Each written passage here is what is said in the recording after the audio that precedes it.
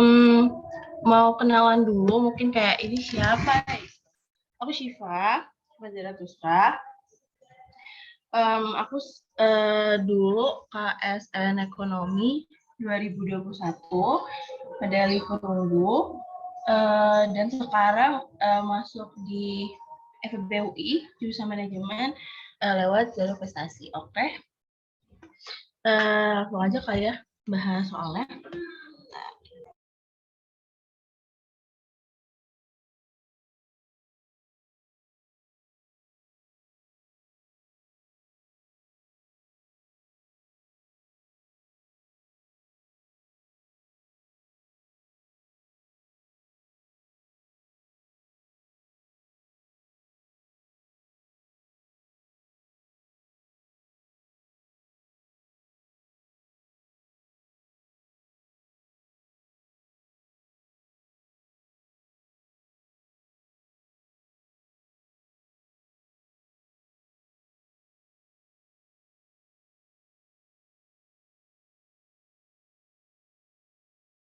Kelihatan. Ya, kita langsung aja ke soal yang pertama.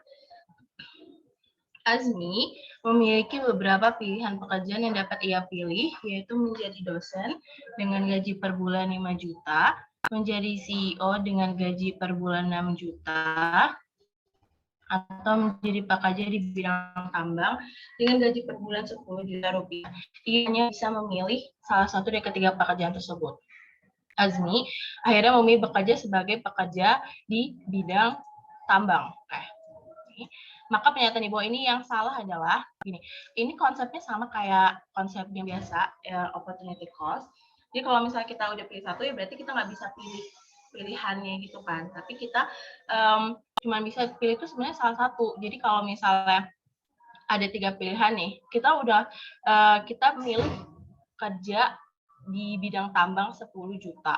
Berarti kan kita nggak bisa pilih pekerjaan lainnya kan. Tapi itu cuma yang kayak salah satu aja yang paling terbesarnya aja, trade off terbesarnya. Jadi trade off yang dihadapi nih, kita lihat aja pembahasannya nih. Konsep yang harus dipahami, benar atau salah, daftar pilihan yang dapat dipilih seseorang. Jadi, kayak yang ada di prinsip-prinsip yang dikasih tahu sama Menkyu, kita tuh dihadapin sama beberapa pilihan yang dipilih seseorang. Di sini pilihannya adalah bekerja sebagai dosen, atau CEO, atau pekerja tambang. Trade off adalah pilihan yang dikorbankan oleh seseorang. Dalam kasus ini, pilihan yang dikorbankan adalah bekerja sebagai CEO dan dosen. Jadi kalau pilihannya itu trade off-nya, itu ada 2, dosen dan CEO, bukan satu ya. Satu ini adalah opportunity cost-nya. Oke? Opportunity cost adalah kemungkinan pendapatan terbesar yang dapat dipilih seseorang, tapi tidak dipilih atau nilai ulang terbesar dari trade off. Dalam kasus ini, trade off-nya adalah sebagai CEO dan dosen, dan dari kedua pilihan, yang menghasilkan pendapatan terbesar adalah CEO. Maka opportunity cost-nya 6 juta.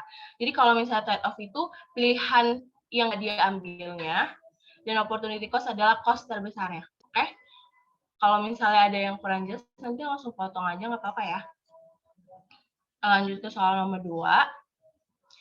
Apa yang menyebabkan harga pasar dari suatu barang memiliki hubungan negatif dengan pendapatan meningkat dengan asumsi ceteris paribus?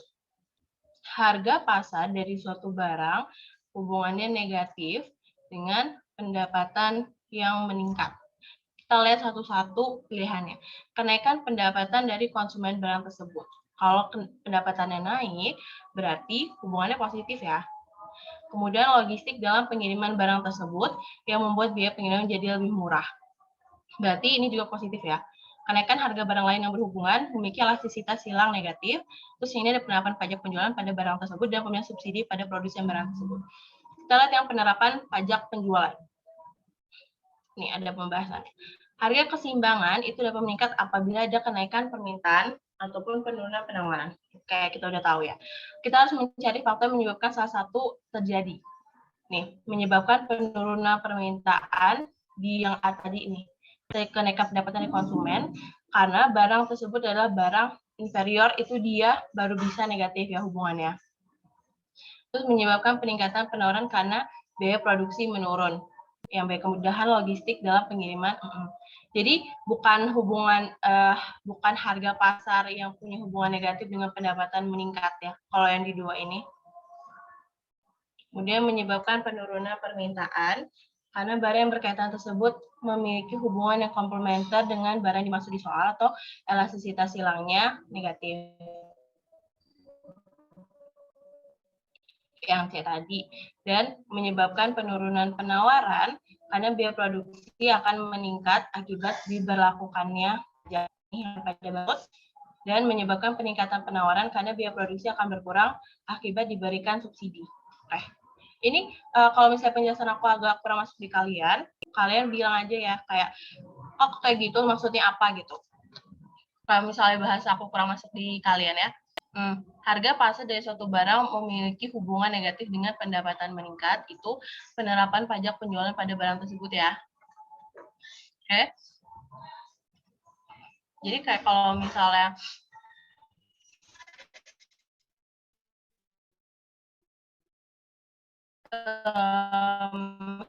harga pasar tapi ada pajak penjualannya gitu, nanti di hubungannya bakal terbalik sama penerimaan kalau pajak input. Harga substitusi itu decreases, constant price of usually used input and the quality of usually used input dan substitute input is the same, will be the equilibrium of a good. Jadi kayak misalnya kita input buat produksi bakso, kita biasa pakai ikan sama ayam. Nah, ikan sama ayam itu gini, kita biasa pakai ikan, substitutionnya adalah ayam. Oke, ada yang chat? Kan nanti recordnya akan di-share nggak? Boleh dari sepertinya sih, iya, aku kurang tahu ya. Oke. Jadi kalau biasa pakai ikan, terus harganya kualitasnya ikan sama ayam tuh sama gitu, tapi harga penggantinya ikan tuh misal ayam itu tuh jadi menurun, terus kita bakal apa? Ya berarti kita bakal ganti untuk konsumsi ke yang ayam kan, karena ya kualitasnya sama aja tapi harganya lebih murah. Ini, aduh, sorry.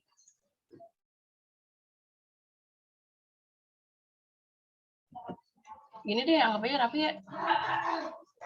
Jadi kalau misalnya gini, ini kan kita tahu nih keseimbangan biasa. Terus kita tuh mau ganti inputnya ke input baru, ke substitusi yang baru. Aduh sorry ya kalau agak berisik, bilang aja.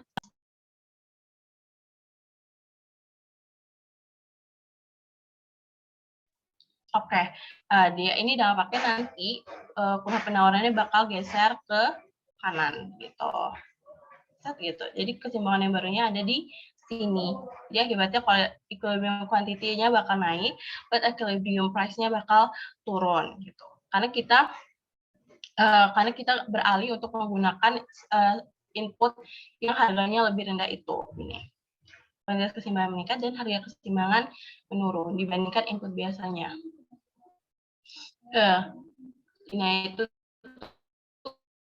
kenapa produksinya menjadi lebih murah kan? Kayak yang misal tadi dia pakai ikan tuh 100.000, tapi ketika harga ayam turun 50.000, ya tentu aja dia bakal beralih ke penggunaan yang ayam, dan peralihan itu tuh bikin biaya produksi lebih murah karena biasa 100.000 jadi 50.000, makanya kurva penawarannya geser ke kanan.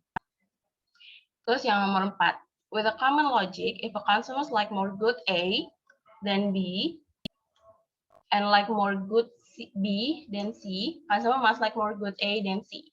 The logic, cause the indifference curve, ini tuh yang transitivity itu, transitivitas dan konsistensi. Jadi kalau misal A maka B, A lebih suka A daripada B, lebih suka B daripada C, pasti dia lebih suka A daripada C. Jadi nanti di kurvanya itu mereka gini, terus gini dan gini, nggak bakal intersect. Will not, nih kan ada will or will not intersect with other indifference curve. Jadi jawabannya yang A. Kalau nomor 5, that two country A sama country B yang mau dagangin dua barang yang berbeda. Dua barang yang berbeda sama barang, which statement will be correct? Oke, kita lihat satu-satu. Both countries will be the importer of good A if the price of one good B is 0,2 good A. 0,2 itu berarti 1 B sama dengan 0,2A, maka 1A sama dengan 5B kan? 1A sama dengan 5B. Tuh, jelek banget tulisan kayak gitu. Oke. Nah, apa sih yang menjadi penentu suatu negara tuh dia bakal jadi importer atau bakal jadi eksporternya? Kita bisa lihat dari opportunity cost-nya dari setiap negara. Ini kita lihat. Kita nggak bisa cuma fokus pada opportunity cost-nya, tapi juga sama harga dari perdagangan yang terjadi. Gitu. Kan nggak mungkin kedua negara itu mau dagang tapi nggak punya harga yang berlaku di perdagangannya kan. Kan harga di masing-masing negara itu beda. Nah, yang ini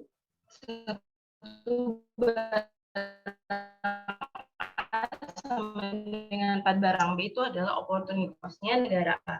Sedangkan 1 barang A, 2 barang B adalah opportunity cost-nya negara B.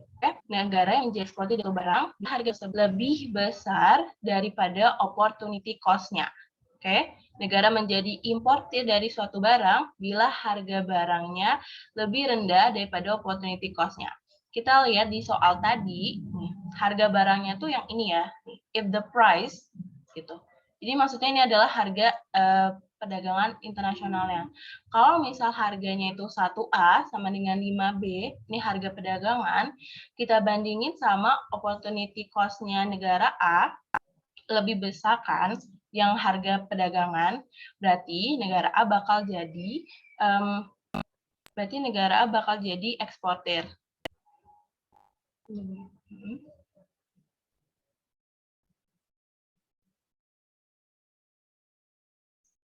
Bakal jadi eksportir.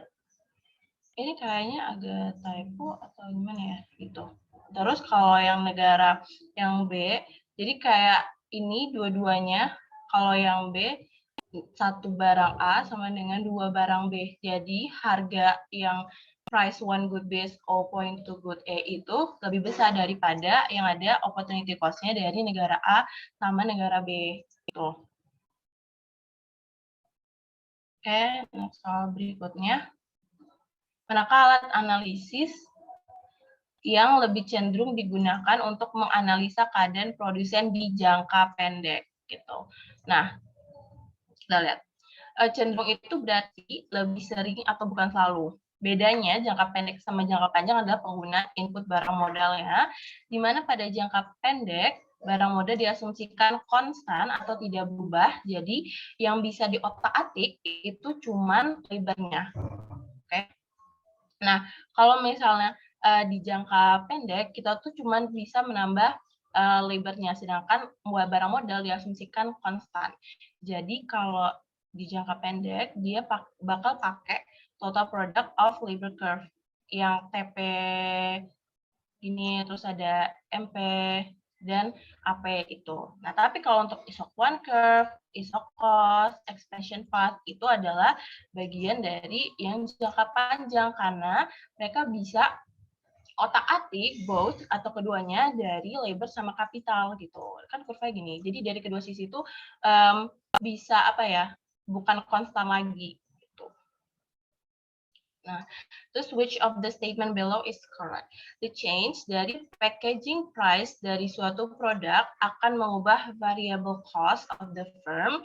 Benar, kenapa? Karena variable cost itu tuh dia yang sifatnya kalau misalnya berproduksi baru ada kan. Kalau misalnya nggak berproduksi, ya cost itu nggak akan muncul.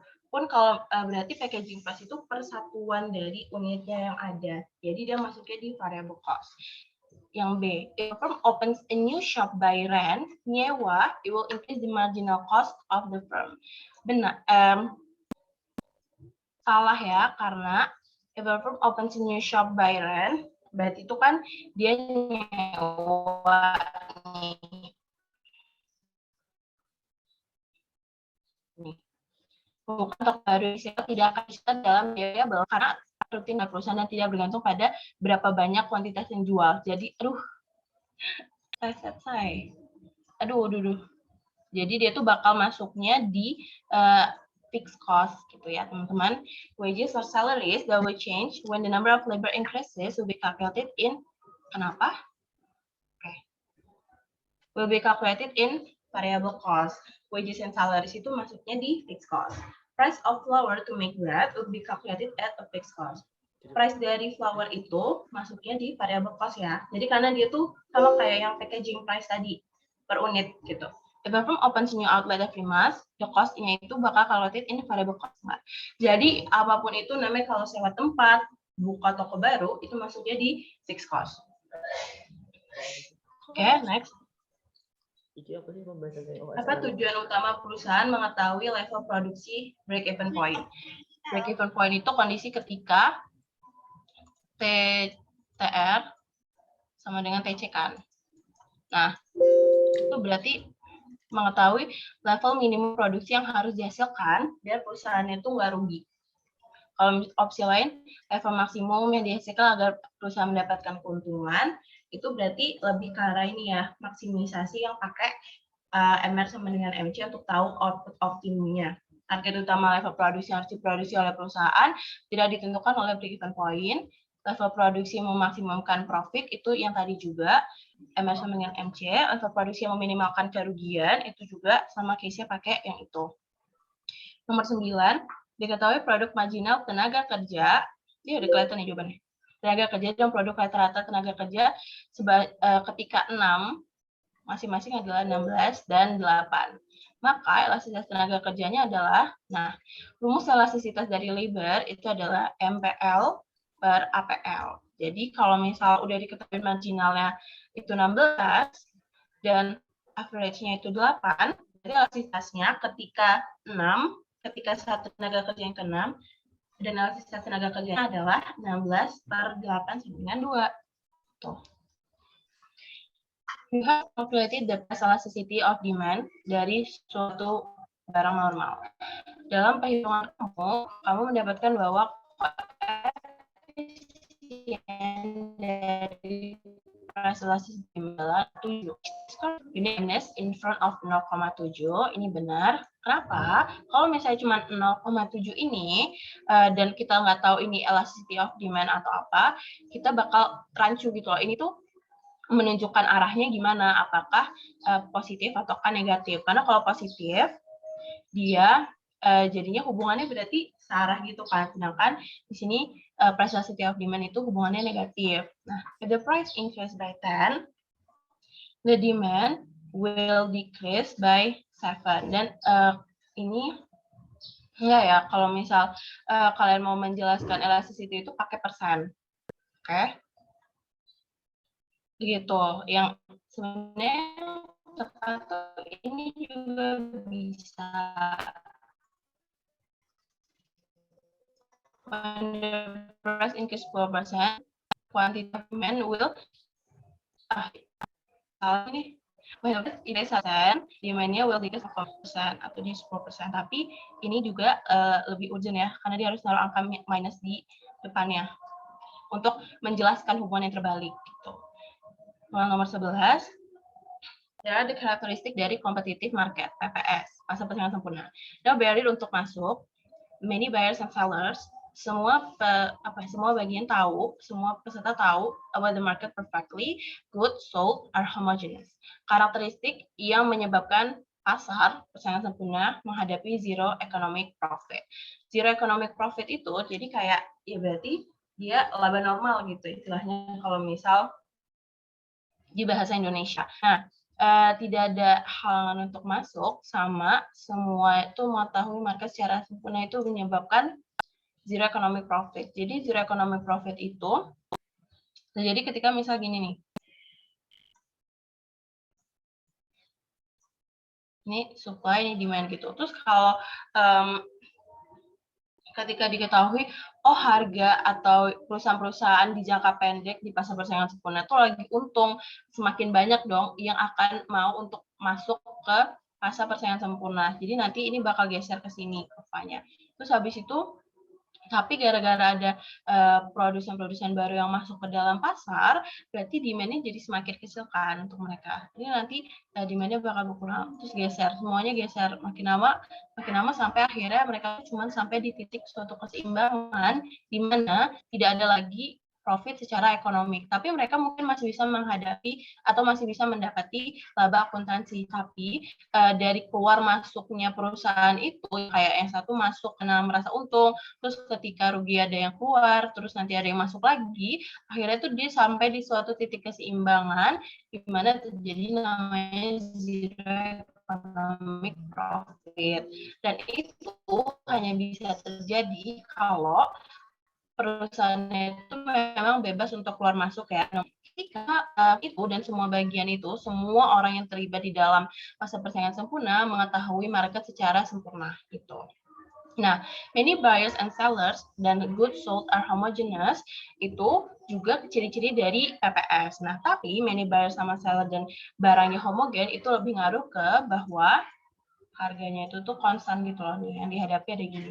Karena saking banyaknya buyers and sellers, masing-masing dari mereka tuh nggak punya andil yang cukup besar untuk mempengaruhi harga di dalam pasar. Karena kayak kalau satu harganya kemahalan, ya kan yang lain masih bisa gitu loh.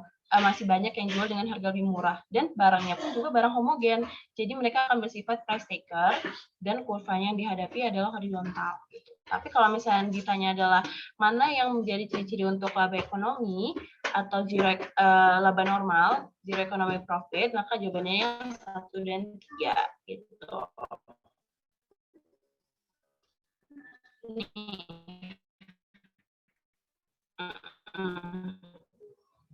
Oke, fenomena MACD BTS meal baru-baru ini kan hal tersebut secara konsumen menyebabkan permintaan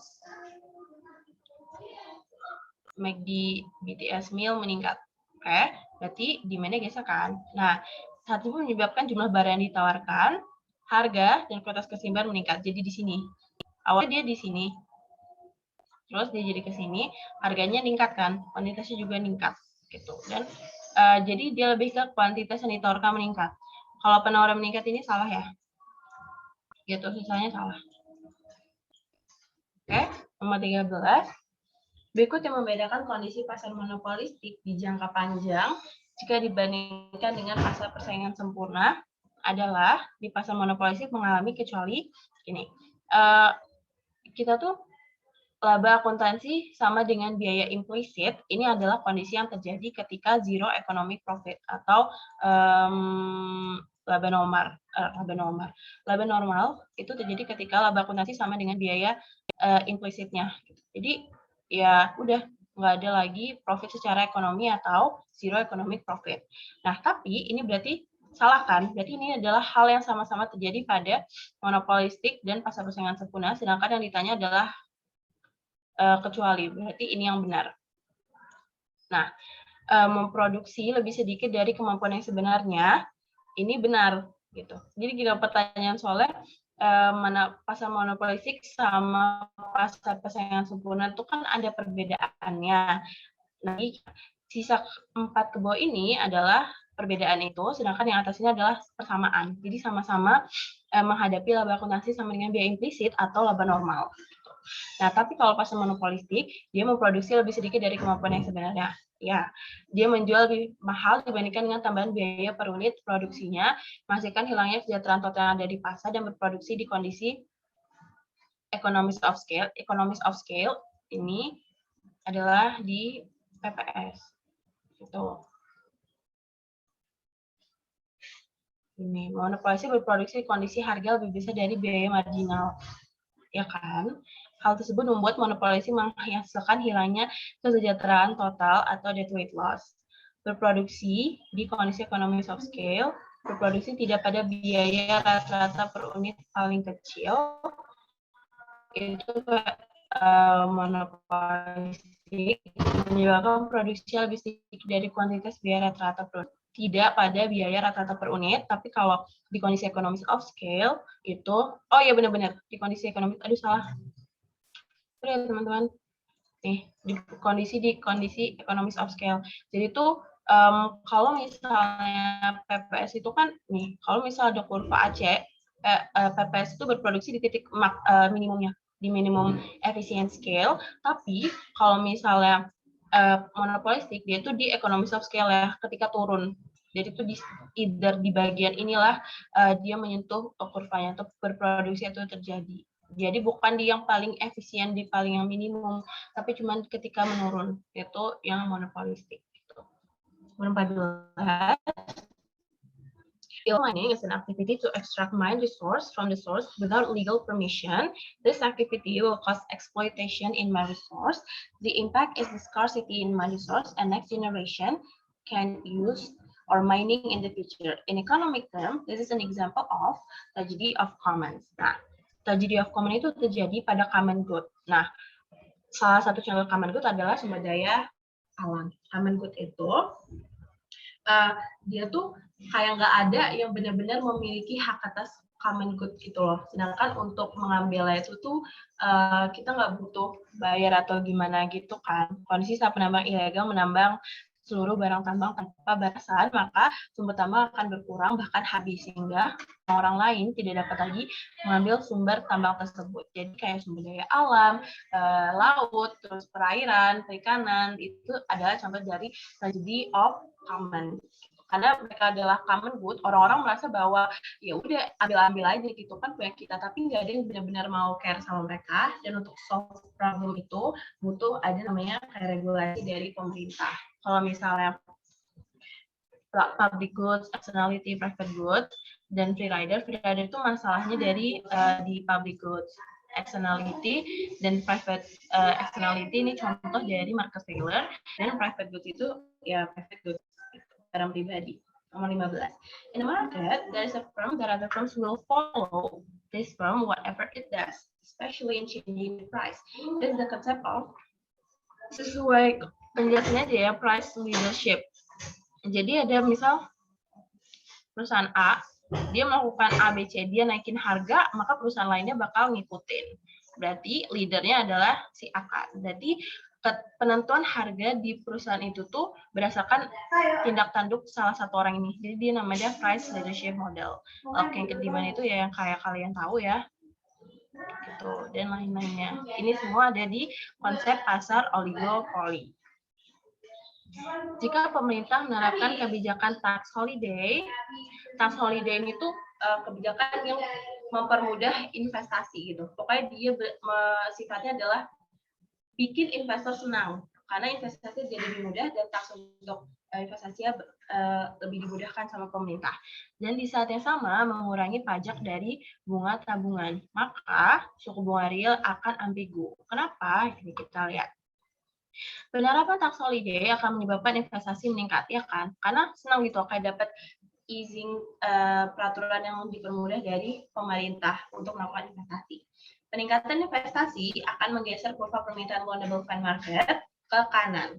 Dan di saat yang sama, pengurangan pajak dari bunga tabungan akan meningkatkan tabungan. Nah, ini bikin kurva penawarannya geser ke kanan. Nah, karena kan kita nggak tahu mana gesernya yang lebih besar, sehingga menunjukkan bahwa suku bunga realnya akan ambigu. Gitu. Monopoli menimbulkan eksploitasi pada konsumen dan pekerja dikarenakan memproduksi di kondisi harga jual lebih mahal dari di pasar persaingan sempurna. Ini benar ya? Harga jual lebih murah? Ya, enggak dong. Harga jual lebih mahal. Kuantitas produksi lebih sedikit dibandingkan pasar persaingan sempurna. Benar. Nah, berarti jawabannya benar A dan C. Kenapa? Oke. Monopoli berproduksi di kondisi P lebih dari MC, sehingga harga dia bakal lebih mahal, tapi secara kuantitas bakal lebih sedikit. Makanya ini disebut mengeksploitasi kepada konsumen. Oke. Soal nomor 18, fungsi konsumsi perekonomian negara UPIN adalah 500 ditambah 0,8 YD, sedangkan fungsi konsumsi IPIN adalah C sama dengan 700 plus 0,6 YD. Maka berdasarkan kedua data tersebut, pernyataan yang benar adalah perekonomian negara UPIN memiliki angka pengganda yang lebih kecil dibandingkan negara IPIN. Nah, angka pengganda itu kan rumusnya multiplier itu sama dengan 1/MPS kan. Kita tahu kalau misalnya gimana nih sini. Nah, kalau di negara UPIN itu kan yang 0,8 di fungsi konsumsi. Berarti MPS-nya dia 0,2 kan. 1/0,2 itu sama dengan 5.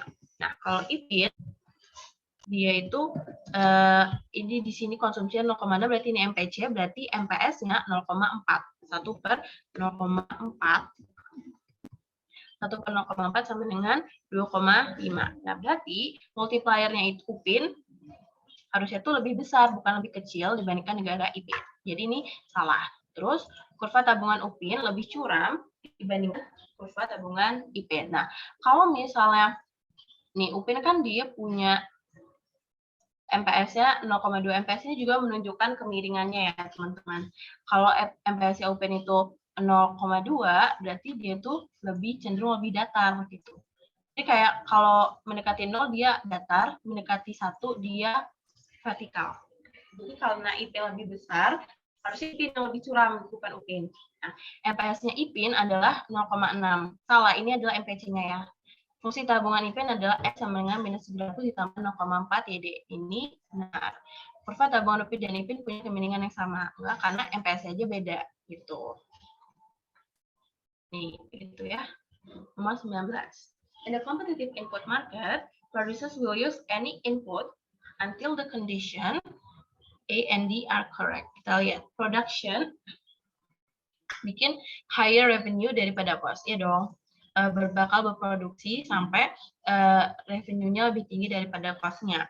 Marginal product dari input equals real price of the input. Enggak, minimum total cost.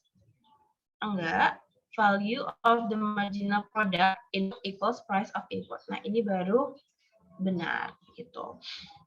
Nih, marginal price dari input dikali sama price of output sama dengan price dari input.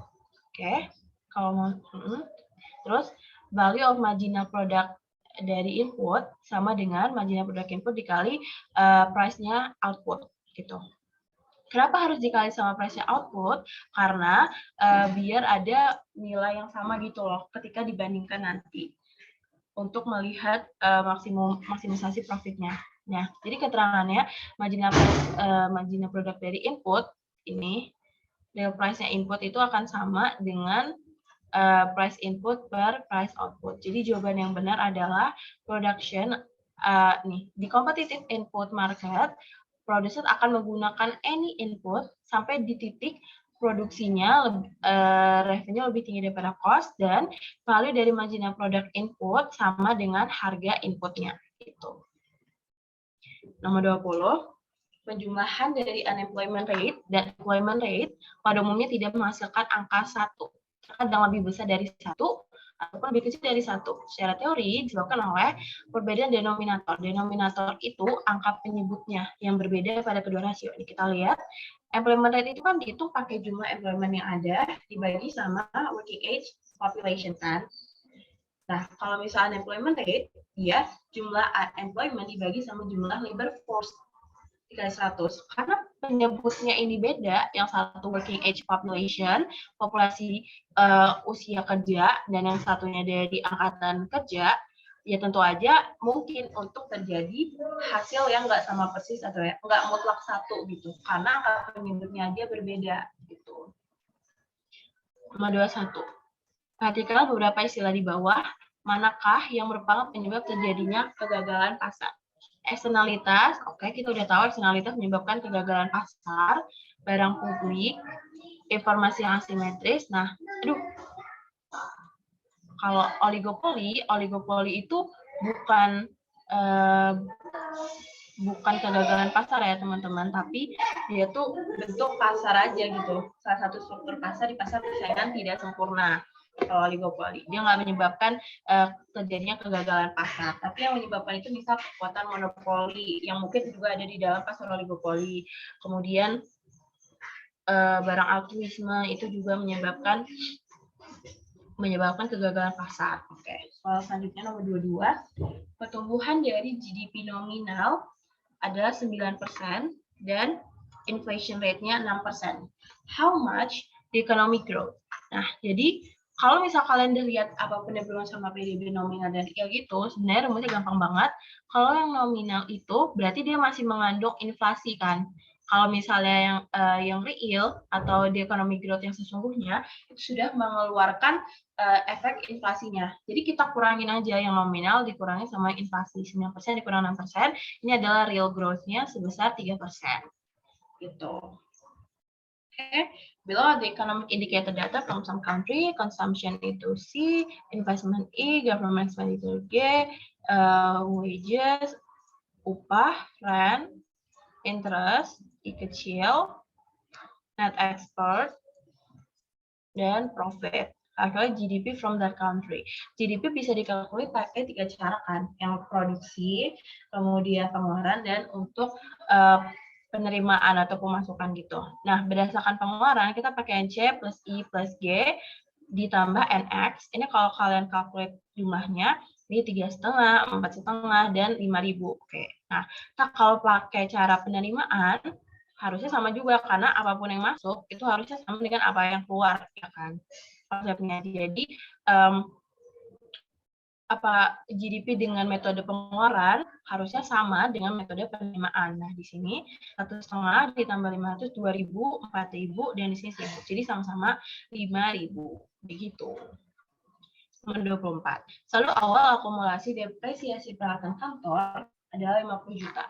Sedangkan saldo akhirnya 85 juta rupiah.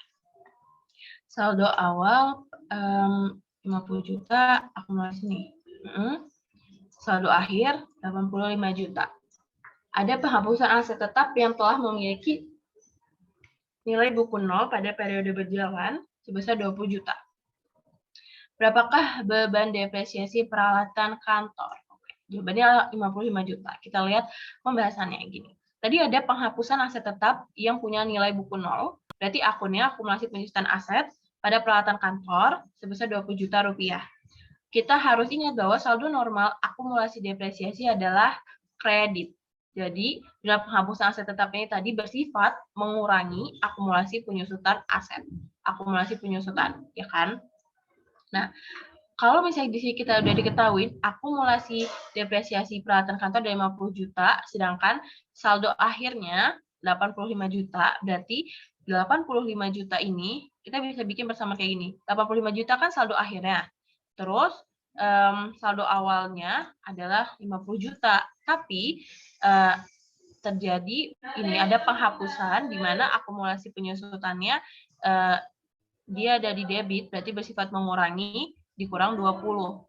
Nah, sebenarnya ada tambahan beban depresiasi yang ditanya di sini. Jadi kalian tinggal pakai aritmatika dasar saja hitung-hitungan, jadi dapatlah 55 juta. Ini ya, ini rumusnya. Oke. Berdasarkan perhitungan, inflasi di suatu negara adalah 11%. Berdasarkan tingkat keparahan inflasi, negara itu mengalami inflasi sedang. Ada pembagian-pembagiannya nih. Berdasarkan tingkat keparahan dibagi dalam 4 kategori. Ringan itu kalau dia masih kayak 1 digit, kayak misal 5, 9, gitu-gitu. Kalau sedang, dia tuh udah 10-30%. Berat, itu 30-100%. Dan hyper, itu kalau misal dia di atas 100%. Tuh, ingat-ingat. Oke, nomor 26. Kebijakan yang dilakukan oleh pemerintah untuk mencegah terjadinya resesi ekonomi dengan kebijakan bersifat ekspansif dan mencegah terjadinya overheat pada ekonomi dengan kebijakan bersifat kontraktif. Ini, coba nih kalian lihat. Kebijakan dilakukan mencegah resesi dengan kebijakan ekspansif dan mencegah terjadi overheat dengan kebijakan kontraktif gitu. Jadi dia mau cegah resesi pakai ekspansif, mencegah overheat pakai kontraktif. Itu berarti counter cyclical. Ini ya pengertiannya aja gitu. Ini adalah bentuk kebijakan-kebijakan lainnya nih. Kalau fiskal ya dengan instrumen pajak, terus pengeluaran pemerintah dan segala macamnya. Moneter itu baru yang tadi ada ekspansif dan kontraktif dan supply side policy. Ini dari sisi penawarannya. Oke. Nomor 27. Distribusi output ekonomi akan semakin buruk jika distribusi output ekonomi itu bisa dilihat dari kurva Lorenz dan indeks Gini gitu. Nih, misal dia di tengah-tengah gini nih, kurva Lorenz-nya.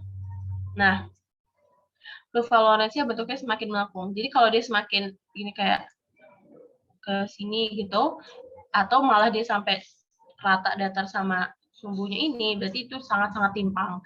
Kalau sangat-sangat tidak timpang atau distribusinya itu baik, equal distributed, dia akan ada di tengah ini, gitu. Bentuknya akan semakin melengkung. Bisa juga pakai indeks Gini, atau indeks Gininya mendekati 0.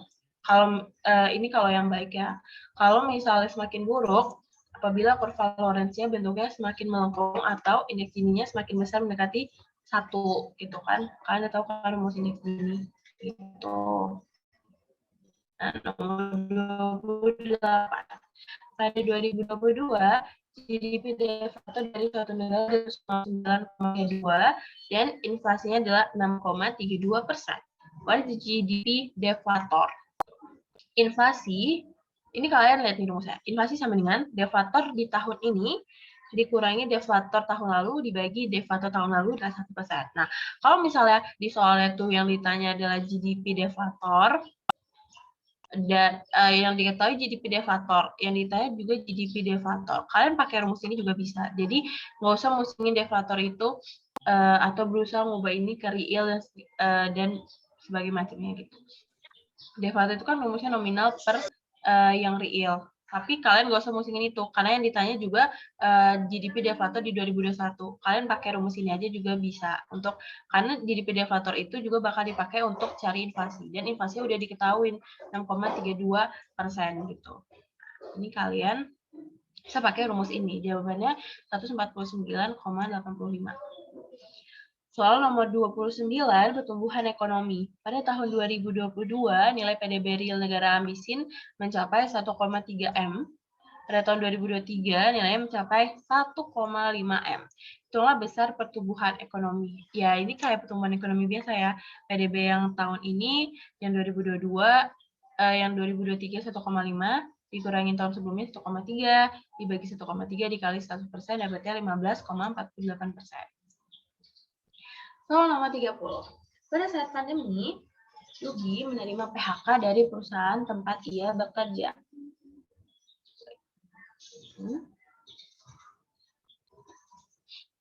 Dalam ekonomi, Yugi dapat dikategorikan sebagai pengangguran.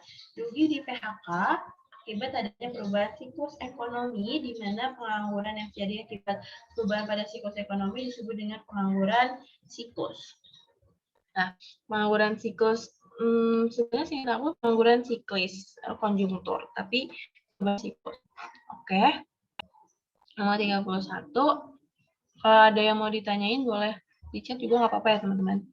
After the pandemic crisis, the Indonesian government tried to boost Indonesian economy with any policy. Which policy below is one of the policy needed? After pandemic crisis, mau boost Indonesian economy, berarti dia pakai ekspansif. Kalau misalnya dia pakai ekspansif, itu dia ada ekspansif itu turunkan. Kalau aku ingatnya kayak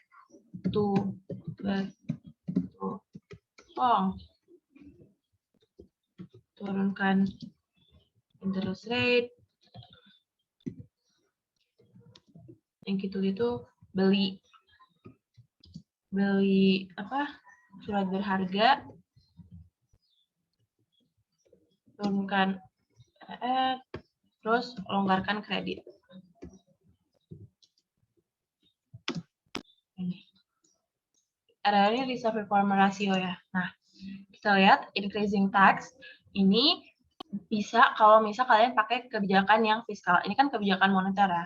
Kalau kebijakan fiskal pun, kalau kalian mau boost ekonomi, itu kalian harusnya menurunkan pajak dan menaikkan government expenditure. Gitu.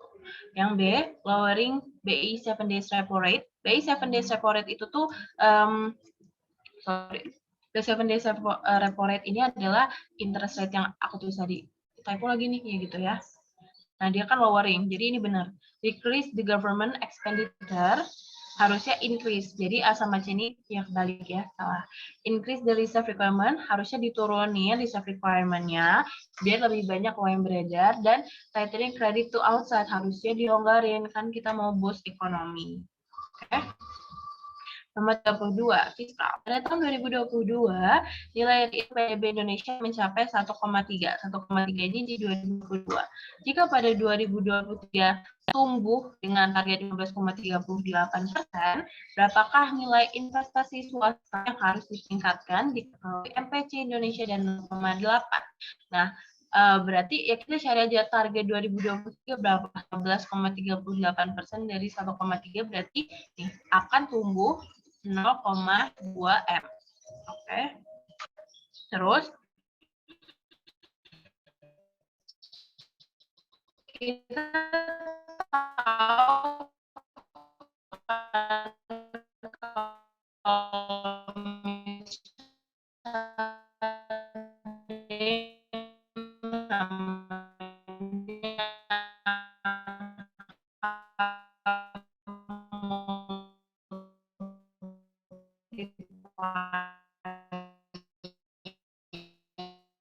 dan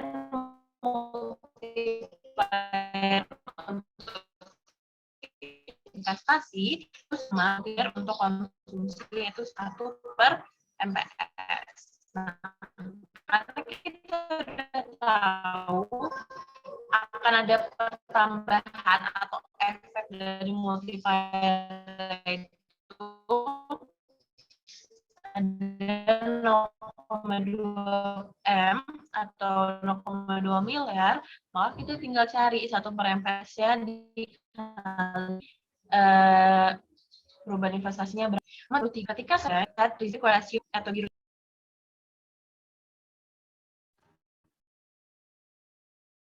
Halo, sorry. Tadi kepotong sampai soal nomor berapa ya?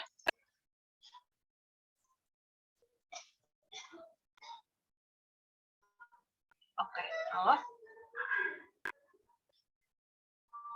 Oke, kita mungkin yang ini aja tadi ya, soal nomor 32, ya kayak sesuai penjelasannya tadi. Kita cari dulu targetnya itu berapa, 0,2 M. Kemudian kita langsung aja cari di multiplier-nya. Multiplier-nya berapa? 1 per MPS, 1 per 0,2, itu berarti 5 kan. Nah, berarti tinggal bagi deh targetnya dibagi sama MPS-nya, dapat deh investasi yang harus ditingkatin, itu berarti sebesar 40 juta. Oke? Nomor 33, ketika Central Bank mengatur reserve requirement ratio-nya 10%, berapa kenaikan dari money supply kalau ada deposit 5 juta? Nah, multiplier money atau multiplier uang itu 1 per reserve requirement ratio. 1 per reserve requirement ratio berarti 1 per 10%. Nah, ini kalian tinggal ikutin aja rumusnya. Depositnya dibagi sama 0,1 tadi gitu. Jadi 50 data nasional GDP yang dikurangi dengan depresiasi akan menghasilkan net domestic product. Kalau misal gross national product ini salah ya, karena gross national product kan berarti mengurangi faktor asingnya. Kalau misalnya dikurangi dari depresiasi, dia masuknya ke net domestic product. Kalau misal GNP atau gross national product yang dikurangi sama depresiasi, dia akan jadi net national product. Maka GDP dikurangi sama depresiasi menghasilkan net domestic product. Gitu. Jadi sesuai sama namanya aja. Jadi depresiasi itu akan bikin jadi produknya menjadi neto atau menjadi bersih. Oke. Berikutnya, soal nomor 35. Which one of these organization atau firm bukan koperasi? Jadi, MU, Barcelona, sama Rabobank itu adalah koperasi. Kalian bisa cari di internet dan mereka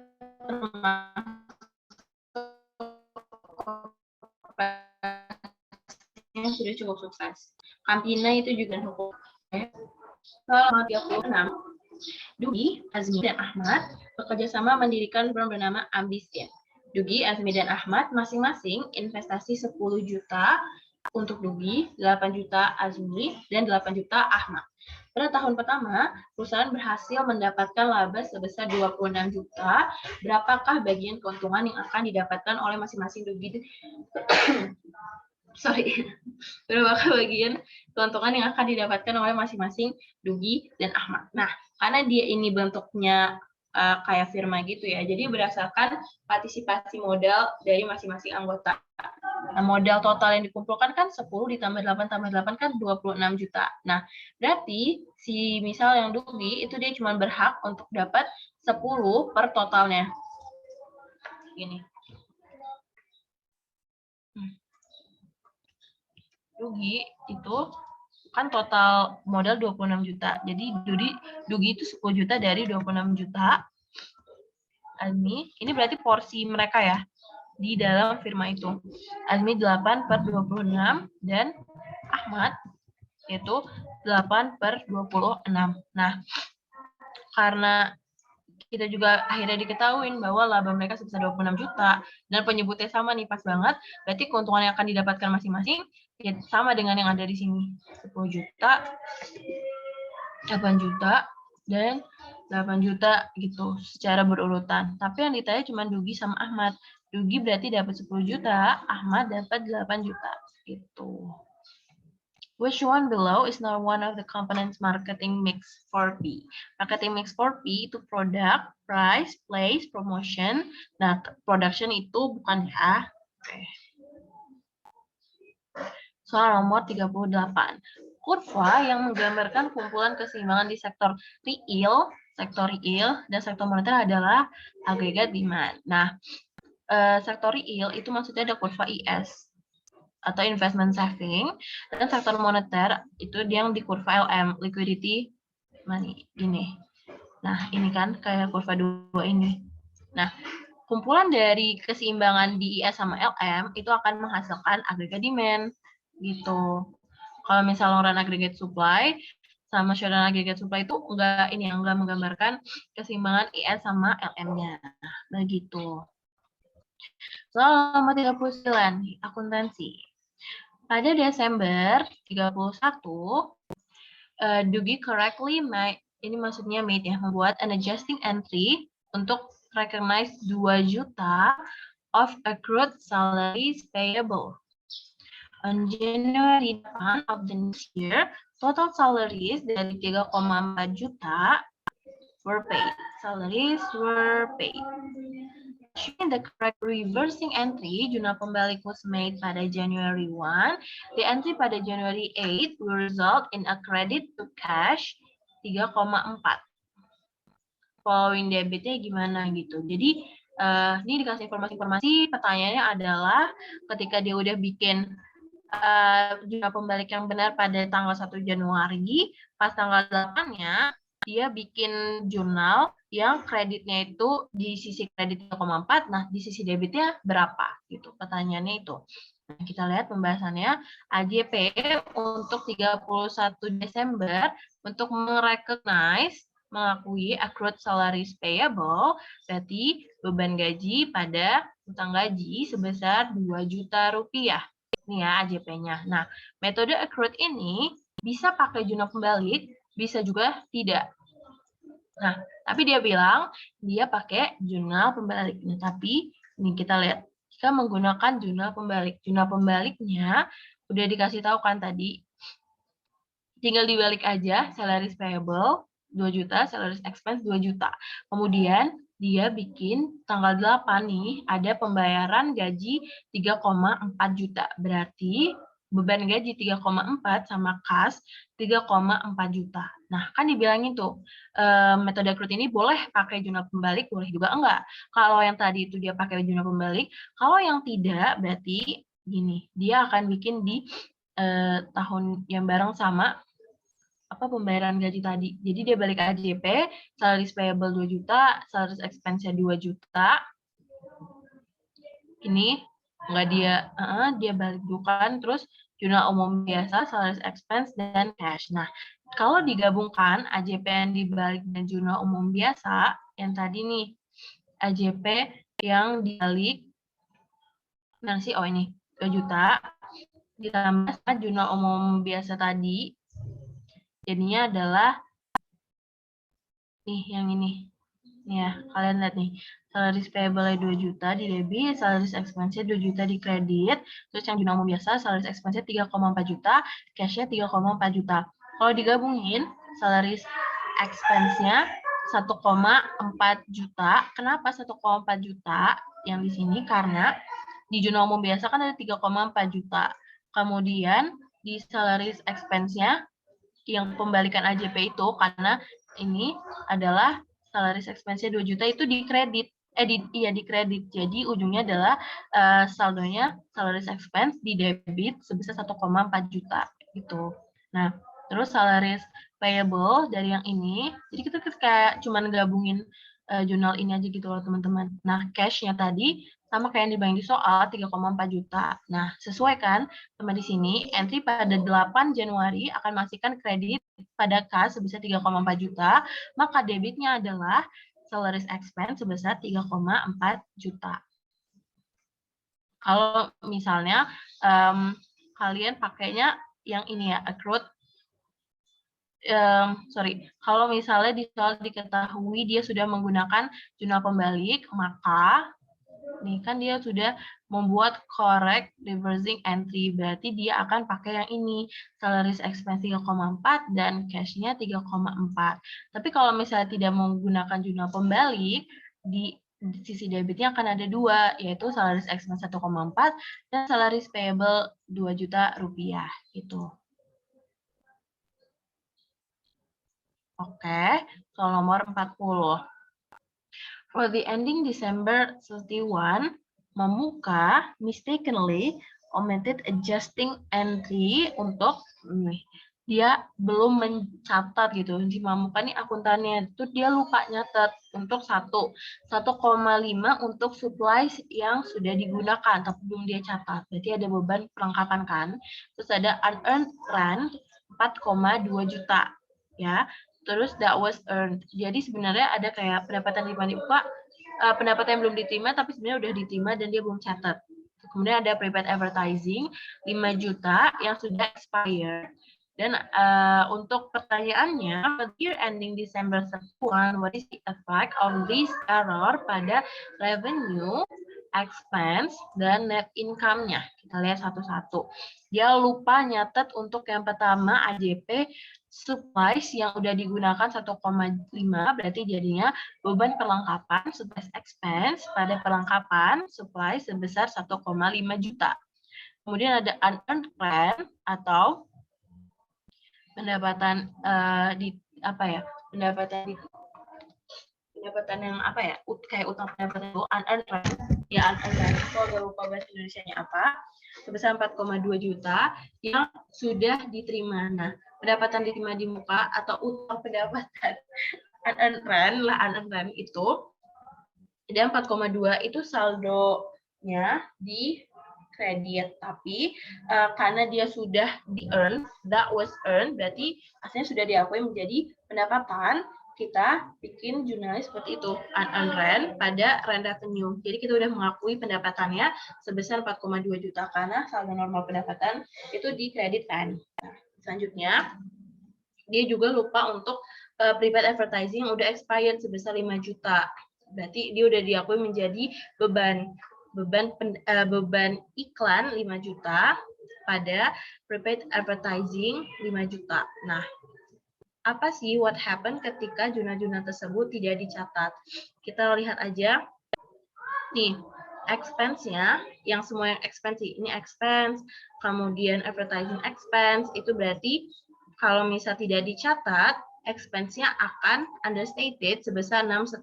6,5 dapat dari mana? 1,5 yang ini kita tambah sama advertising expense 5 juta. Jadi dia dapat 6.500.000. Kemudian revenue-nya atau revenue-nya kan di sini ada nih. Rent revenue harusnya udah diakuin sebesar 4,2 juta. Tapi di situ nggak diakuin, berarti dia akan understated sebesar 4,2 juta. Result-nya adalah net income akan overstated sebesar 2,3 juta gitu. Jadi ini selisih dari dua ini aja. Karena harusnya kalau misalnya dikurangin nih, expense sama revenue-nya kan berarti expense lebih besar ya, 2,3. Tapi dia tuh lupa mencatat semua ini. Jadi seolah-olah nggak terjadi loss tadi itu. Jadi net income-nya akan overstated sebesar 2,3 juta. Nah, jawabannya yang B gitu. Nomor 41. Pada tanggal 1 Juli 2021, pemilik Putra Archery membayar sewa tanah lapangan untuk 1 tahun ke depan. Akuntan Putra Archery mencatat pembayaran tersebut menggunakan pendekatan laba atau rugi, laba rugi.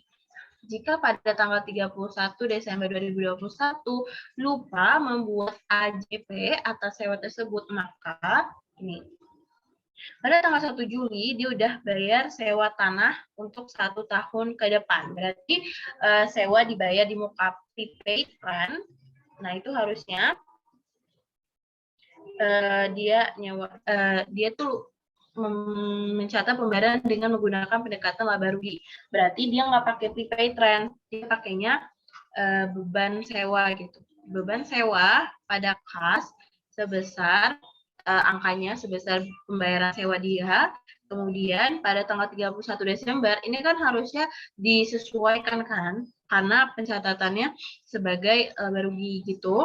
Tapi dia lupa, maka efeknya nanti apa? Nah, jurnal, kalau misalnya ditanya kayak ada akuntan yang lupa mencatat apa, kalian bikin dulu jurnal yang benar kayak gimana, baru kita lihat dampaknya apa pada setiap komponennya gitu.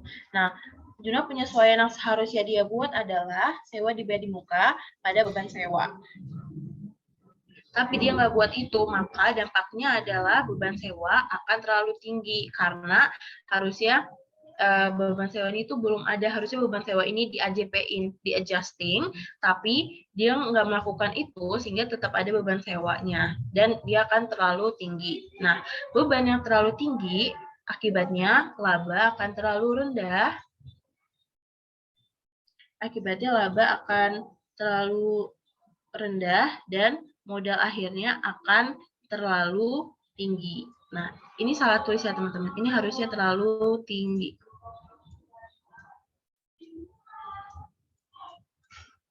Gitu. Jadi kan kalau misal di modal akhir kan rumusnya ada modal akhir sama dengan modal awal dikurangin price, dikurangin preferred withdrawals, kemudian ditambah revenue, ditambah modal awal sama dikurangin beban. Jadi ditambah laba. Sedangkan labanya gara-gara kita lupa mengadjust beban sewa ini, labanya akan ketinggian. Sehingga dampaknya modal akhirnya juga akan ketinggian gitu, atau overstated. Terus nomor 42. Kantor Akuntan Publik BTS 21, IDS 21, menerima dana untuk pembayaran atas jasa audit yang akan dilakukan 60 juta rupiah. Staf akuntansi melakukan pencatatan dengan mendebit kas dan mengkredit piutang usaha sebesar 25 juta. Berarti ada yang salah kan? Maka jurnal koreksi harus dibuat adalah, pertama kita lihat nih, kalau misalnya agak berisik atau gimana, bilang ya teman-teman, aku coba cari tempat yang lebih kondusif gitu. Karena ini agak hujan juga di luar. Menerima dana untuk pembayaran atas jasa audit yang dilakukan 60 juta rupiah. Harusnya kan dia menerima kas pada pendapatan diterima di muka gitu kan. Karena jasa audit yang akan dilakukan, berarti belum melakukannya. Jadi sebenarnya masuknya ke utang. Nah, 60 juta. Tapi dia malah catatnya kas dan piutang usaha sebesar 25 juta itu. Berarti kasnya harusnya lebih 35 juta lagi dan nggak ada nih piutang usaha karena nggak ada bentuk piutang dan dia dapatnya itu dalam bentuk pendapatan diterima di muka itu. Maka jurnal koreksi harus dibuat adalah kita harus menghapus akun piutang usaha ini nih. Nah, kita harus menghapus akun piutang usaha ini dengan cara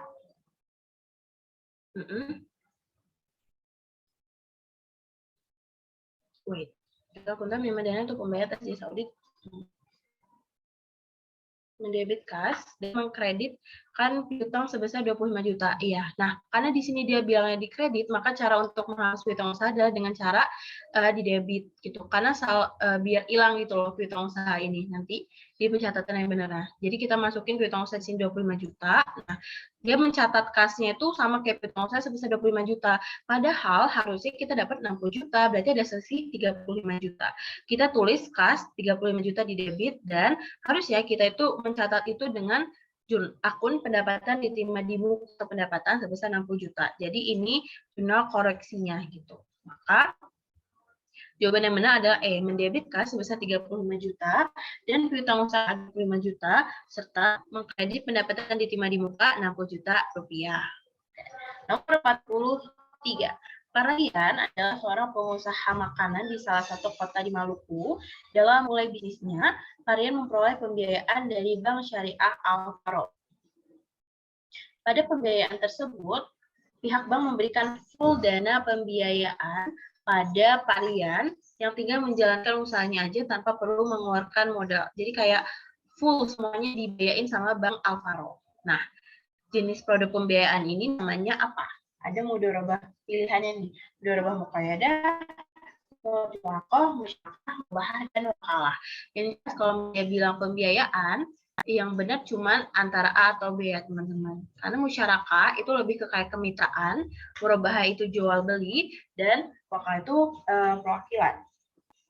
Produk pembiayaan di mana pihak bank memberikan seluruh dana nasabah yang akan menggunakan dana tersebut untuk usaha adalah produk mudharabah, kayak penyertaan modal. Jika usahanya tidak dibatasi atau dibebaskan kepada kehendak pengelola modal atau si variannya, misal dia mau buka usaha makanan tadi, maka ini termasuk mutlaqoh. Dan jenisnya berarti yang benar adalah mudharabah mutlaqoh. Sedangkan mudharabah muqayyadah adalah akad mudharabah di mana pemilik dana dia tuh ngasih batasan kayak ke si variannya. Jadi dia ada ngatur gitu kayak misalnya tempatnya atau caranya atau objek investasi atau segala macamnya itu si Bank Al-Farouknya ada ngasih batasan itu namanya muqayyadah. Tapi kalau ini dia ngasihnya cuma dana pembiayaan dan sisanya diserahin ke Parian, dia adalah mutlaqoh. Jadi nomor 44, jika terjadi kesalahan saat proses pencatatan koreksi dilakukan pada saat kesalahan ditemukan. Kayak misalnya tadi di yang soal-soal sebelumnya membuka dan akuntan-akuntan yang melakukan kesalahan, itu kalau misal kesalahannya ditemuin, ya langsung dibikin langsung dibikin koreksinya pada saat itu, bukan saat menjelang penyusunan laporan keuangan. Ini terlalu lama. Pokoknya prinsipnya adalah ketika kita menemukan kesalahan pada pencatatannya, langsung dikoreksi pada saat itu juga. Hujan. Kalau misalnya hujannya terlalu kencang atau gimana, bilang ya. Kayaknya sih kenceng banget nih. Nah, terus pembuatan air jurnal penutup dan lainnya salah ya. Pokoknya kalau misalnya kalian udah menemukan ada kesalahan, itu langsung aja dikoreksi. Soal nomor 45, banyaknya permintaan pekerjaan di bidang digital membuat gaji pekerjaan-pekerjaan yang berbau digital meningkat cukup besar. Melihat potensi gaji yang besar, akan semakin banyak orang yang ingin dan mempersiapkan diri untuk bekerja di bidang digital. Misalnya kalau ada kurvanya, permintaan pekerjaan di bidang digital sekarang banyak. Bikin pekerjaan-pekerjaan berbau digital meningkat cukup besar. Berarti itu ini kan untuk kurva, misalnya tenaga kerja dunia digital. Berarti penawaran atau dari kitanya makin banyak orang yang mempersiapkan diri untuk bekerja di bidang digital. Berarti kurva supply-nya atau dari kita yang menawarkan tenaga di bidang digital ini akan semakin banyak bisa ke kanan. Nah, efeknya adalah gajinya akan turun. Ini kan wage-nya di sini. Gajinya akan turun kan dari sini ke sini. Jika orang yang ingin bekerja di bidang itu meningkat, nah tapi peningkatannya itu lebih besar dibandingkan peningkatan permintaannya. Nah, artinya adalah kalau misalnya nih, itu banyak banget yang pengen kerja di dunia digital sekarang, tapi sebenarnya perusahaan-perusahaan digital itu nggak membutuhkan sebanyak itu. Permintaan supply dari kita, dari tenaga kerja yang minat di bidang digital itu lebih banyak daripada permintaan dari perusahaannya. Gini. Berarti nanti ujung-ujungnya tetap di sini kan misalnya. dan itu wage-nya atau upahnya akan turun begitu. Jadi jawaban yang benar itu A. Akan meningkatkan keseimbangan tenaga kerja dan menurunkan gaji. Berdasarkan teori ekonomi, untuk mendapatkan kurva permintaan pasar dari barang publik, maka kita perlu menjumlahkan permintaan individu barang tersebut secara vertikal. Kalau misalnya barangnya barang privat, itu secara horizontal. Kalau misalnya ini barang publik, dia secara vertikal. Sedangkan barang publik dilakukan secara vertikal. Jadi dia kayak, aduh, gitu deh, bentar. Kurang nih gambarnya. Dia dimulai secara vertikal. Duh, astagfirullahaladzim. Ya, begitu. Suatu perusahaan mobil mampu mencapai biaya per unit terendah dalam produksi 100 unit mobil dengan satu pabriknya. 1 unit mobil dengan 100 unit pada satu pabrik. Tapi, saat perusahaan itu meningkatkan produksinya menjadi 1.000 per unit, biayanya malah meningkat gitu. Karena dia melihat hal tersebut, akhirnya perusahaan itu memutuskan untuk membangun pabrik keduanya. Setelah pembangunan pabrik kedua berhasil, biaya produksi per unit 1.000 malah makin kecil, bahkan menjadi yang paling rendah, di bawah yang 100 unit tadi.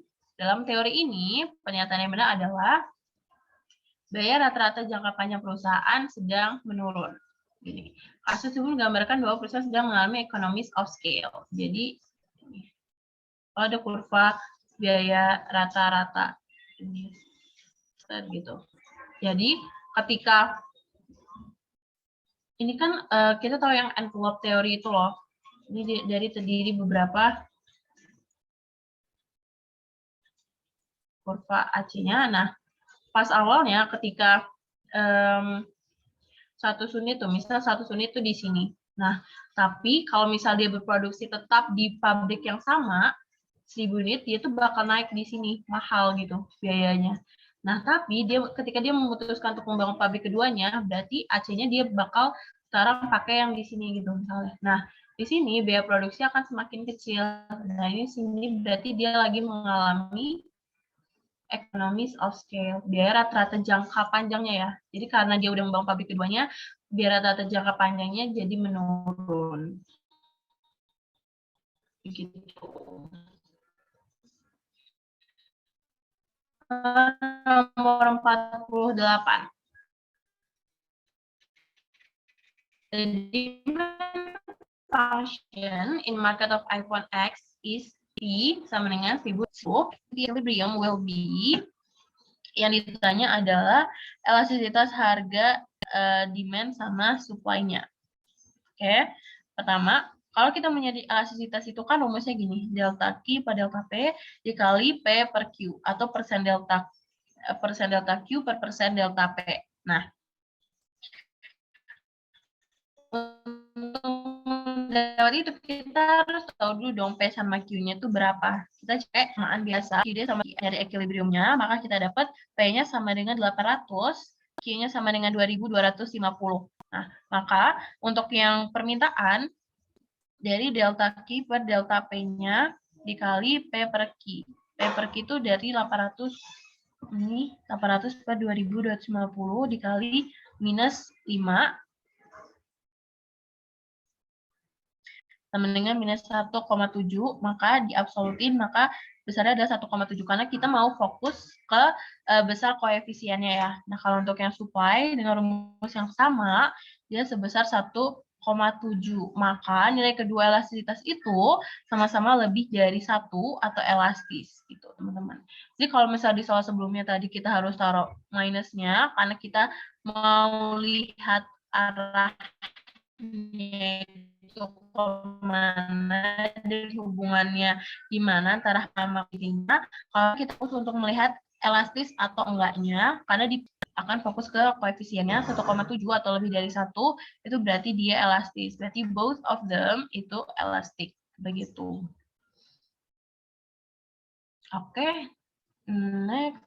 Tingkat partisipasi angkatan kerja di Indonesia dirumuskan sebagai Ya ini apa rumus saja, jumlah angkatan kerja dibagi jumlah penduduk berusia 15 sampai 64 tahun dikali 100%. Gitu. Ini adalah TPAK. Kalau jumlah pengangguran dibagi jumlah angkatan kerja, ini ada jumlah tingkat pengangguran terbuka. Gitu. Nomor 50. Nilai tukar real suatu negara dirumuskan dengan, memang inilah rumus nilai tukar real. Jadi nilai tukar nominal dikali harga barang di luar negeri dibagi harga barang di dalam negeri. Begitu. Ini dia mau nyari nilai tukar real pakai harga barang yang ada di luar negeri sama harga barang dalam negeri, dan ada nilai tukar nominal. Jadi kalau misalnya kalian tahu yang kayak soal satu sepatu Adidas di Amerika berapa, satu sepatu Adidas di Indonesia berapa, dan ada nilai tukar nominalnya, itu adalah cara untuk cari nilai tukar realnya. Jadi harus diketahui ketiga unsur itu. Gitu deh. Apakah ada yang ingin ditanya?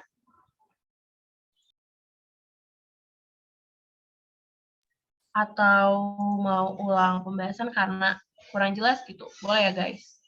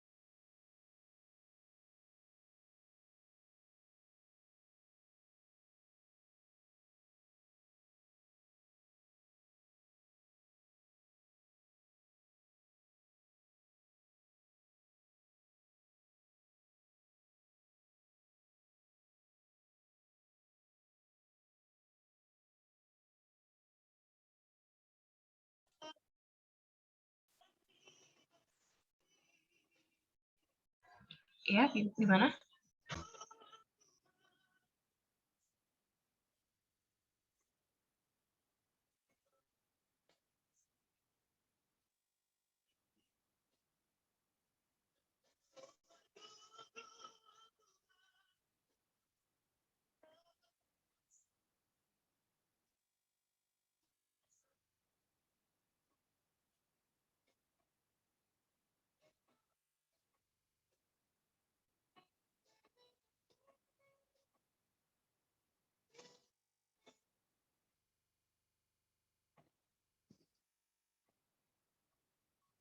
Kalau misalnya ada yang mau ditanyain terkait materinya atau soalnya atau mau minta ulang, juga boleh ya teman-teman. Nih, share lagi deh. Oke. Kalau misalnya tadi nih penjumlahan secara vertikal untuk barang yang publik, kita cari aja di Google untuk barang publik. Apa tuh?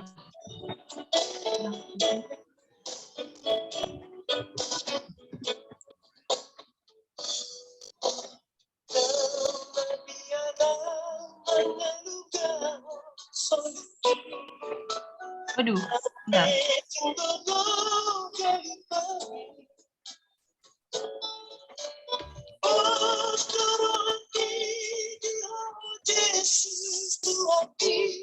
Itu kenapa tuh?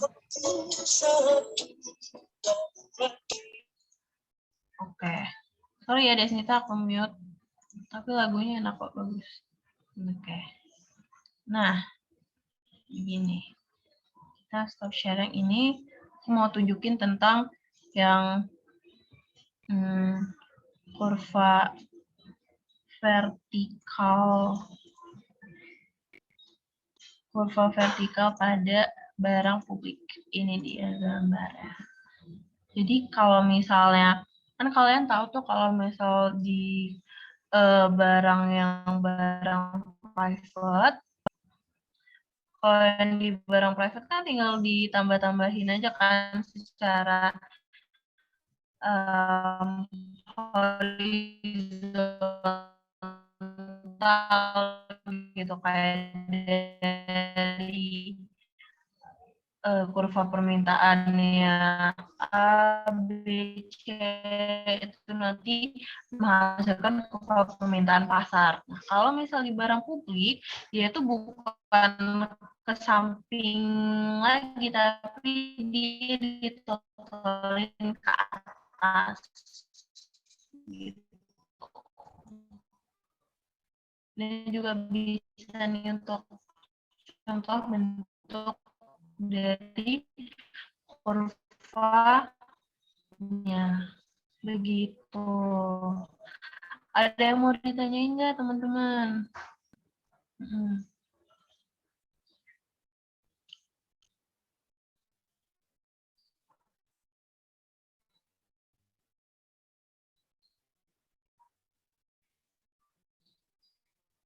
Wait. Coba kita lihat secara vertikal.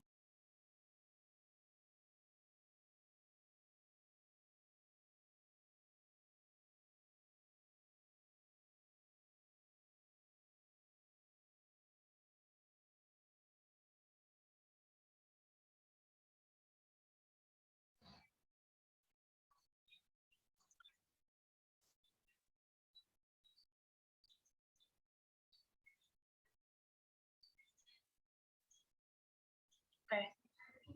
Ada yang mau ditanya nggak, teman-teman? Nih, jadi kalau kita review coba ya dari awal. Yang pertama, ini tentang opportunity cost. Diingat bahwa trade off itu semua pilihan yang tidak kalian ambil.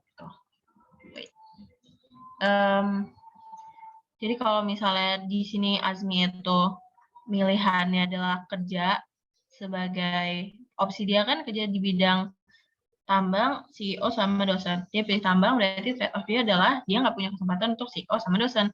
Sedangkan kalau cuman opportunity cost itu baru adalah salah satu cost atau biaya terbesar yang nggak dia ambil. Kalau trade off itu lebih ke pilihannya.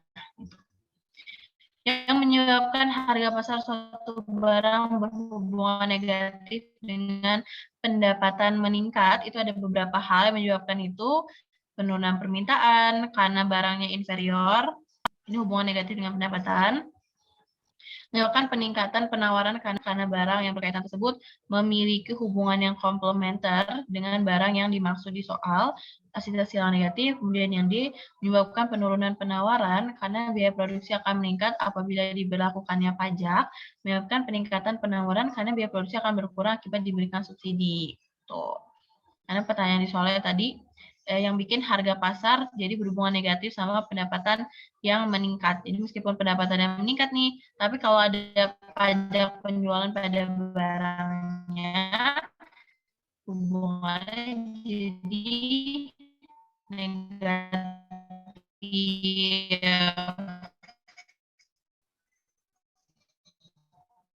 Meskipun pendapatannya meningkat.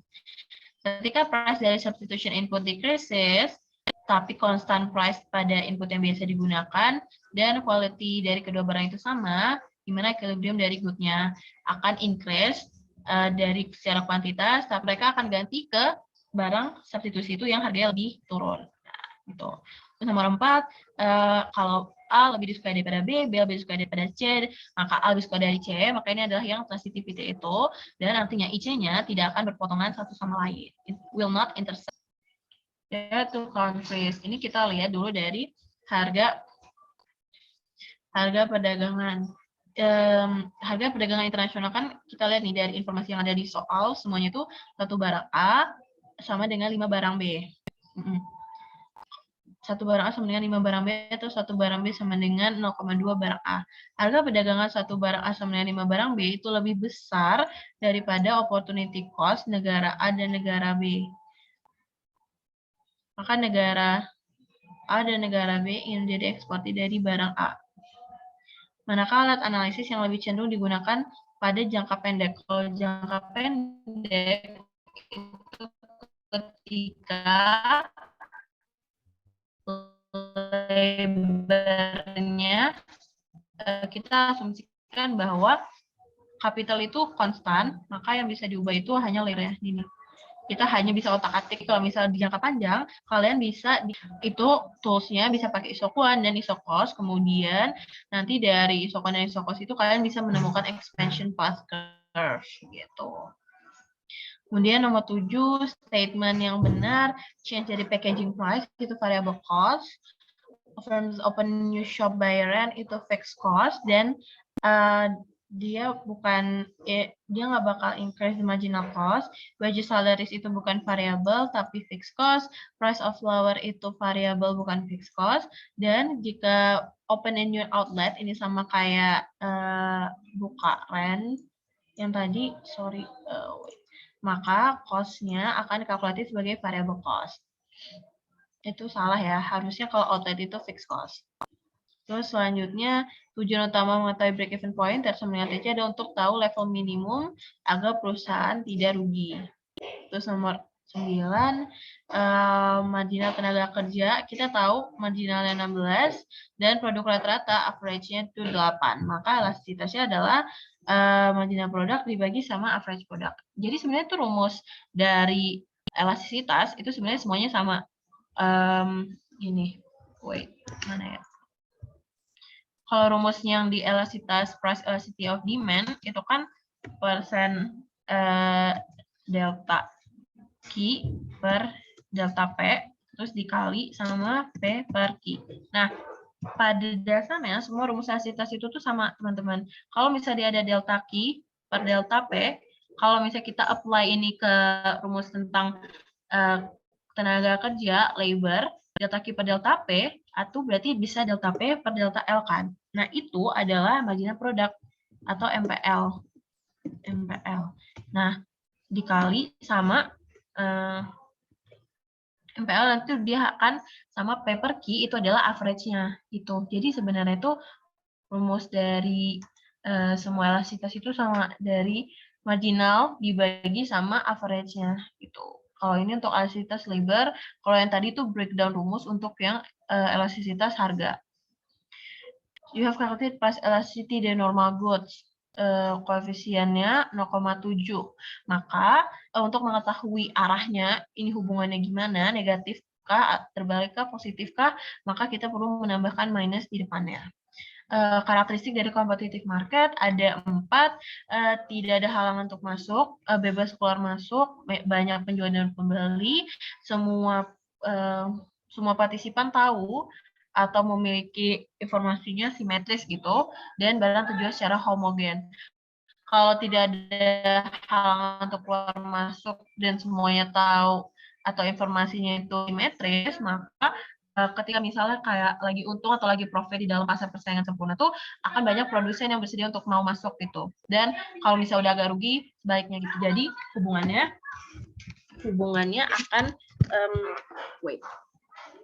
akan nanti lama-lama mereka kalau misalnya keluar masuk itu akan sampai di suatu titik di mana terjadi keseimbangan. Nah, itu adalah ketika laba normal. Nah, karakteristik apa sih yang kalau menyebabkan zero economic profit itu yang 2 tadi ya, teman-teman. Wait. Apakah ada yang ingin ditanyakan lagi?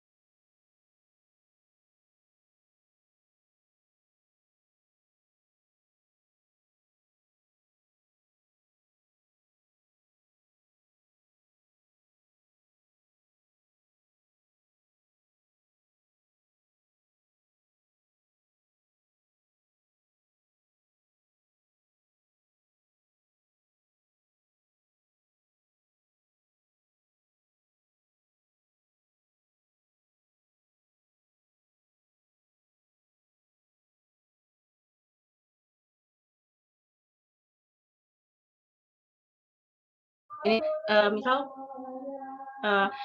jadi ketika MACD naik seleranya, kalau selera kan bikin permintaan geser ke kanan kan, berarti nanti kuantitasnya akan meningkat gitu. Kemudian perbedaan PPS dan monopolistik. Kalau laba kontraksi sama dengan biaya implisit itu artinya sama-sama laba normal, dan itu terjadi pada kedua pasar persaingan sempurna maupun monopolistik ya. Nah, tapi perbedaannya adalah yang ini. Perbedaannya baru yang 4 di bawah ini. Terus selanjutnya illegal mining, terus pokoknya sumber daya alam, perikanan, kelautan, segala macamnya itu termasuk ke dalam tragedy of common.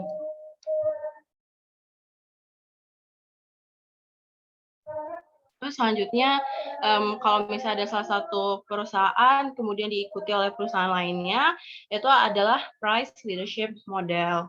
Nah, sebenarnya Stackelberg model ini agak mirip, tapi kalau ini tuh lebih menekankan yang ini ya, price leadership. Firm A akan selalu mengikuti firm yang satunya gitu, whatever it does, especially dalam perubahan harga. Jadi lebih arahnya ke price leadership. Jadi dia ada yang memimpin perubahan harga di pasar. Kalau nomor 16, tax holiday, dia akan tax holiday, tapi juga ada pajak, pengurangan pajak. Nah, itu efeknya adalah permintaan dari loan fund market akan ke kanan. Tapi peningkatan tabungan itu bikin penawarannya geser ke kanan. Nah, kita kan nggak tahu pergeserannya itu lebih besar yang mana. Sehingga nanti ujungnya ada suku bunganya ambigu. Monopoli menimbulkan eksploitasi karena mereka berproduksi pada price lebih besar daripada marginal cost. Sehingga harganya lebih mahal daripada di PPS, tapi kuantitasnya lebih sedikit daripada di PPS. Posisi konsumsinya ini kayak yang udah dijelasin tadi ya. Yang benar adalah posisi tabungan IPIN ada sebesar yang salah, nomor 19. Di PPS, produser akan menggunakan any input sampai pada titik di mana produksinya, revenue-nya lebih tinggi daripada cost, dan value dari marginal product of input akan sama dengan harga dari inputnya. Gitu. Penjumlahan dari unemployment rate sama employment rate tidak menghasilkan angka 1 karena mereka punya denominator yang berbeda. Artinya penyebut dari perhitungannya itu beda. Yang satu menggunakan working age population di rumus employment rate itu dibaginya sama labor force. Jadi kayak karena memang pembaginya itu nggak sama, jadi itu memungkinkan terjadi angkanya tuh nggak bulat satu gitu. Terus selanjutnya yang menyebabkan kegagalan pasar, 3 ini, kalau pasar oligopoli itu bukan kegagalan pasar ya, bukan market failure, tapi struktur pasar yang tidak, struktur pasar persaingan tidak sempurna. Selain itu, juga ada kegagalan pasar karena monopoli dan barang altruisme. Selanjutnya, growth GDP itu 9, tapi inflasinya 6. Berarti yang real kan tinggal dikeluarin aja efek inflasinya, maka 9 kurang 6 sama dengan 3. Terus selanjutnya, indikator dari tiap country, calculate GDP from that country bisa secara pengeluaran C plus I plus G plus NX, ataupun pengeluaran dengan wages, rent, interest, sama profit. Selanjutnya, saldo awal akumulasi depresiasi, ini yang tadi. Nah, berapa sih beban depresiasi? Kita tahu saldo awalnya berapa, dan saldo akhirnya 85 juta. Saldo akhirnya itu berarti sama aja kayak saldo awal ditambah atau dikurangin sama transaksi yang terjadi. Di situ kan dia ada penghapusan aset tetap, berarti dia akan mengurangi akumulasi sebesar 20 juta, dan sisanya adalah beban depresiasi. Beban depresiasinya ini kalau kita hitung dapatnya 55 juta. Terus selanjutnya inflasi kalau 11% itu sedang, kalau misalnya ringan itu 0 sampai 10. Kebijakan untuk resesi dia secara ekspansif, tapi overheat dengan secara kontraktif. Berarti dia itu namanya counter cyclical. Distribusi output makin buruk kalau misalnya kurva Lorentz-nya makin melengkung atau dia makin mepet nih sama yang ada di pinggir ini, ataupun indeks Gini-nya semakin besar atau mendekati dengan kurva Lorentz itu kan dari yang ada di daerah sini nih dibagi sama total segitiga di bawah kurvanya, di bawah garis tengah pembagi ini. Kalau misal yang mereka sama atau sama posisi dengan ini kan berarti 1/1 kan. Makanya makin dekat dengan 1 berarti makin buruk. GDP deflator ini caranya sama aja kayak nyari inflasi, Deflator tahun ini dikurangin deflator tahun lalu, dibagi deflator tahun lalu. Kemudian PDB real, besarnya pertumbuhan ekonomi, sama kayak rumus pertumbuhan ekonomi biasa. Dugi menerima PHK pada dalam ekonomi dikategorikan sebagai pengangguran siklus, siklis. After the pandemic crisis, mau ngeboost Indonesian economy, berarti dia tuh secara melakukan ekonomi ekspansif gitu. With any policy. Kalau secara ekspansif dia tuh menurunkan interest rate. Interest rate kalau di Indonesia tuh pakai BI 7 days repo rate. Jadi yang B benar. Terus membeli surat berharga di pasar uang, menurunkan reserve requirement ratio atau giro wajib minimum dan melonggarkan kredit. Itu secara moneter. Kalau secara fiskal, kalau mau mengekspansi itu meningkatkan government expenditure dan menurunkan pajak. Nah, nilai investasi swasta ini kita cari dulu 2023 tuh pertumbuhannya mau berapa, berarti 15,38% dari 1,3 miliar, nanti kita dapatnya 0,2 miliar, berarti kita pengen ada pertumbuhan sebesar 0, MPS 1 per MPS sama dengan 1 per 0,2 atau 5, jadi 0,2 dibagi sama 5, itu 40 juta. When the central bank set the reserve requirement ratio 10%, dengan ada deposit 5 juta, berapa? Berarti tinggal dibagi aja 5 juta, dibagi 0,1. Gitu. Karena itu adalah multiplier money-nya. Multiplier money 1 per 0,1. Kemudian GDP dikurangi sama depresiasi akan menghasilkan net domestic product. Koperasi yang bukan koperasi itu Manchester City FC, yang lainnya adalah contoh koperasi dunia. Kemudian firma berdasarkan porsi dari proporsi modal masing-masing. Karena total modalnya adalah 26 juta, sedangkan begitu ngasih 10, berarti 10 per 26 dikali labanya 26, dia dapat 10 juta, dan Ahmad 8 per 26 dikali 26, dia dapat keuntungan 8 juta. Marketing mix 4P itu produk, price, place, promotion. Sedangkan production itu bukan komponen dari marketing ya. Karena namanya kalau marketing itu kan berarti sesudah produknya jadi dan siap untuk dipasarkan. Namanya kalau masih production itu berarti belum masuk ke bagian dari marketing, masih di proses sebelum marketing. Kurva keseimbangan real dan moneter, IS, investment saving, sama liquidity money, itu adalah di agregat demand. Kalau misalnya agregat supply itu bukan keseimbangan real dan moneter ya. Ini adjusting entry yang tadi, kalau misalnya dia di sini kan dibilang di soal dia bikin correct reversing entry, berarti kita tinggal pakai salaries expense pada credit cash di kredit sebesar 3,4. Tapi kalau misalnya dia belum membuat jurnal pembalik, maka AJP-nya digabung dengan jurnal umum biasa seperti ini. Oke, sorry ya kalau bisa teman-teman. Terus selanjutnya nomor 40, supplies that were used, dia nih lupa untuk mencatat beberapa dari transaksi ini, maka apa yang akan terjadi pada revenue, expense, dan net income. Kalau misalnya dia lupa supply 1,5, dampaknya nih gini ya, supply expense harusnya ada expense 1,5, tapi dia nggak nyatet, jadinya nanti expense-nya understated, padahal harusnya kemudian ada juga advertising expense 5 juta harusnya dicatat, jadi ya understated, dan ada revenue yang harusnya diakui sebesar 4,2 juta tidak diakui, maka revenue-nya dia juga understated. Dampaknya adalah net income dia akan overstated sebesar 2,3 juta. Kenapa overstated? Karena berarti di kondisi sekarang kan dia nggak mengakui bahwa terjadi sebenarnya loss sebesar 6,5 dikurang 4,2 kan. Jadi nanti sekarang net income dia itu kelebihan 2,3 juta. Membayar sewa tanah lapangan 1 tahun ke depan dengan pendekatan laba rugi, tapi lupa bikin AJP. Kalau dia lupa bikin AJP, berarti dia masih pakai jurnal umum yang beban sewa pada kas, dan harusnya dia tuh harusnya menghapus beban sewa itu dan diakui sebagai sewa dibayar di muka, karena kan selama 1 tahun ke depan gitu masih berlaku sewa dibayar di muka, maka dampaknya adalah beban sewanya jadi over atau terlalu tinggi, akibatnya laba akan terlalu rendah dan modal akhir juga akan terlalu rendah. Soal nomor 42, maaf banget ya teman-teman kalau ini agak berisik. Nomor 42 harusnya 60 juta, dia catatnya harusnya sebagai kas pada pendapatan diterima di muka, tapi dia catatnya kas pada piutang usaha sebesar 25 juta. Dampaknya adalah kita harus bikin jurnal koreksi, kita harus tambahin tuh kasnya kan tadi baru 25, berarti harus ada kas sebesar 35 juta, kemudian kita hapus piutang usaha pada kredit itu dengan taruh piutang usaha di debit sebesar 25 dan akuin pendapatan diterima di muka sebesar 60 juta. Itu Pak Rian, karena dia dapat full pembiayaan tapi usahanya diserahkan sepenuhnya pada Pak Rian, maka dia ada mudharabah mutlakoh. Tapi kalau misalnya dari Bank Alvaro-nya memberikan batasan terkait usaha dia, maka dia ada mudharabah muqayyadah. Jika ada kesalahan saat proses pencatatan, koreksi dilakukan pada saat kesalahan ditemukan. Banyaknya permintaan pekerjaan di bidang digital akan bikin kurva supply dari tenaga kerja itu bergeser ke kanan.